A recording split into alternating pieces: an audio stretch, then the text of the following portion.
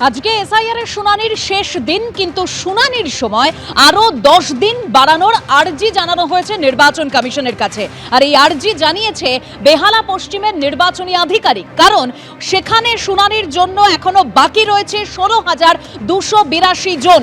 শুনানির সময় বাড়াতে আর্জি মেটিয়াবুরুজ মগরাহাট পশ্চিমের নির্বাচনী আধিকারিকের। শুনানির সময় বাড়াতে আর্জি কসবা, ক্যানিং পূর্ব, মহেশতলা, ভাঙড়ের নির্বাচনী আধিকারিকদের। এইসব বিধানসভায় শুনানির কাজ এখনো শেষ হয়নি বলেই সূত্রের খবর। মেটিয়াবুরুজে লজিক্যাল ডিসক্রিপেন্সির তালিকায় 86,754 জন। মেটিয়াবুরুজে এখনো বাকি রয়েছে 24,747 জনের শুনানি। মগরাহাটে লজিক্যাল ডিসক্রিপেন্সির তালিকায় নাম রয়েছে 78,309 জনের। ক্যানিং পূর্বে লজিক্যাল ডিসক্রিপেন্সির তালিকায় 1,39,001 জনের নাম রয়েছে। শুনানি শেষ হলেও ডকুমেন্ট আপলোড করতে সময় লাগবে, এরকমই জানিয়েছেন ইআরও।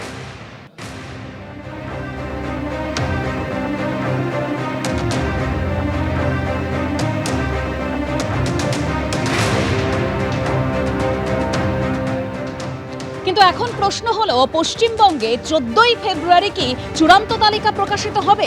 কারণ সংশয় রয়েছে বেশ কিছু মহলে। আমরা খসড়া তালিকায় দেখেছিলাম 58 লক্ষ নাম বাদ গিয়েছিল। সিইও দপ্তর সূত্রে যা খবর যে আরো 5 লক্ষ নাম বাদ যেতে পারে, অর্থাৎ সব মিলিয়ে নাম বাদ যেতে পারে প্রায় 63 লক্ষ। আজ এসআইআর এর শুনানির শেষ দিন।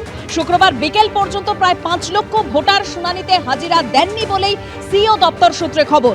আজ শেষ দিনের শুনানিতে তারা হাজিরা না দিলে তাদের নাম বাদ যাবে। তাদের ঠিকানায় নোটিশ পাঠিয়ে সে কথা জানানো হবে বলেও সিইও দপ্তর জানিয়েছে।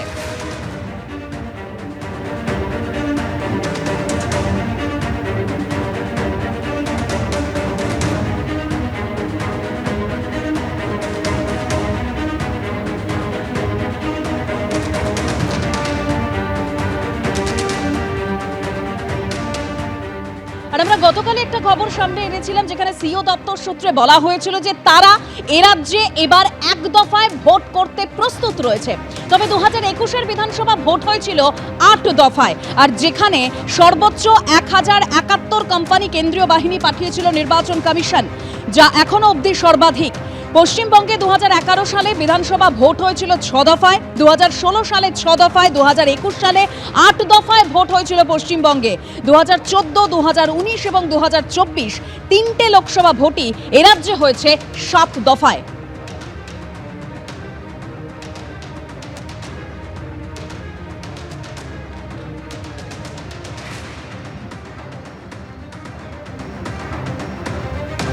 আর এবার আপনাদের সামনে রাখবো শুভেন্দু অধিকারী, বিরোধী দলনেতা। তিনি অভিযোগ করছেন যে একাধিক বুথে মাইক্রো অবজারভারদের সই জাল করা হচ্ছে।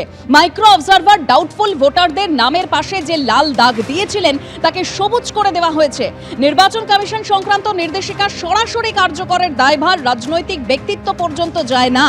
আগামী 3 থেকে 4 দিনে শিপিং কর্পোরেশন অফ ইন্ডিয়ার অফিসে সরানো হবে কমিশনের দপ্তর, বললেন শুভেন্দু অধিকারী। তমলুকে এনআইএ তদন্তে বাধার অভিযোগ নিয়ে সুপ্রিম কোর্টে যাব।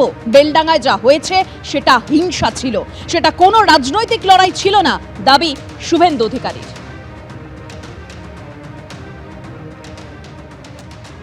সিওর কাছে আমি অভিযোগ করেছি উত্তরকাটি বিধানসভা কেন্দ্র, সেখানে বুথ নাম্বারও বলে দিচ্ছি, সেখানে মাইক্রো অবজারভারের সই জাল করা হয়েছে।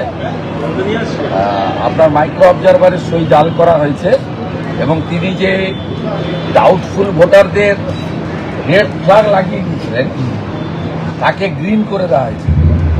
বুথ নম্বর হচ্ছে 237, রঘুরামপুর প্রাথমিক বিদ্যালয়, 238 ব্রাহ্মণ সমাজ প্রাথমিক বিদ্যালয়, 248 কালিকা কুমারী এসএসকে।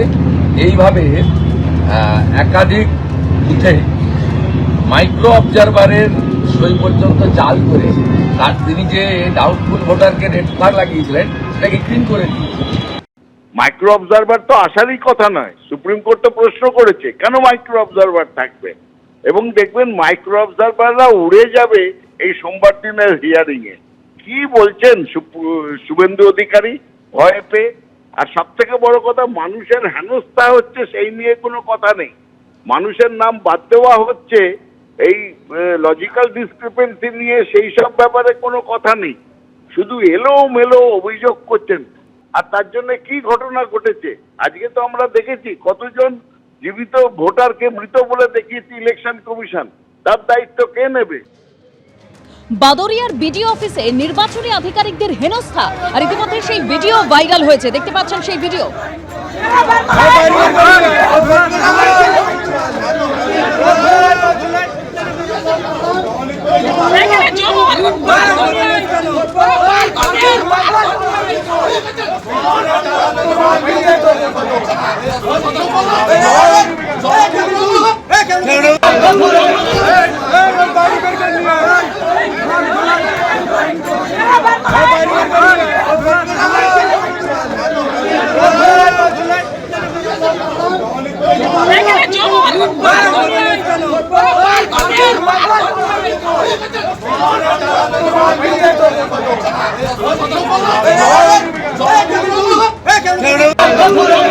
বাদুরিয়া বিডিও অফিসে তাণ্ডব চালিয়েছে তৃণমূল শুভেন্দু অধিকারী, তিনি ছবি পোস্ট করে এই অভিযোগ করেছেন। আর ইতিমধ্যে এই ঘটনায় উত্তর চব্বিশ পরগনার জেলা নির্বাচনী আধিকারিকের কাছে রিপোর্ট তলব করেছে মুখ্য নির্বাচনী আধিকারিকের দপ্তর।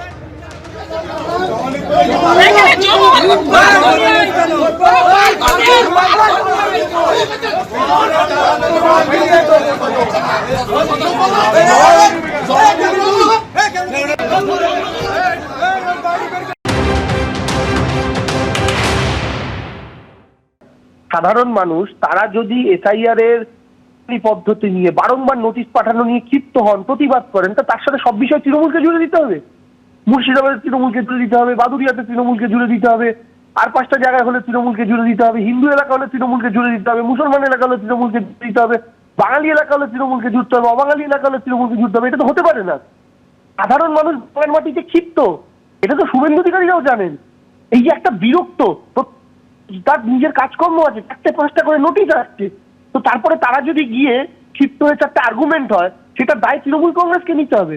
অবশ্যই প্রশাসনের একটা দায় রয়েছে, প্রশাসনের সেই জায়গাগুলো সুরক্ষার দায়িত্ব রয়েছে, সেই নিয়ে অবশ্যই কথা বলা যেতে পারে। প্রশাসন অ্যাক্টিভ আছে বলেই বাংলার প্রত্যেকটা ব্লকে, প্রত্যেকটা পাড়ায় যেভাবে মানুষ ক্ষিপ্ত, তাহলে বাংলার 80,000 বুথেই এই ঘটনা ঘটতে পারত, কিন্তু সেটা ঘটছে না। হয়তো 4-5টা ঘটনা এখন অব্দি সামনে এসেছে, সেটা প্রশাসন অ্যাক্টিভ বলেই। যে ভিডিও ভাইরাল হয়েছে আপনারা দেখতে পাচ্ছেন, একেবারে বাদুরিয়া বিডিও অফিসে নির্বাচনী আধিকারিকদের হেনস্থা করা হয়েছে এবং বিজেপির অভিযোগ যে এই ঘটনার পেছনে তৃণমূল রয়েছে। আর এই ঘটনায় ইতিমধ্যে উত্তর চব্বিশ পরগনা জেলা নির্বাচনী আধিকারিকের কাছে রিপোর্ট তলব করেছে মুখ্য নির্বাচনী আধিকারিকের দপ্তর। এবিপি আনন্দ, এগিয়ে থাকে, এগিয়ে রাখে।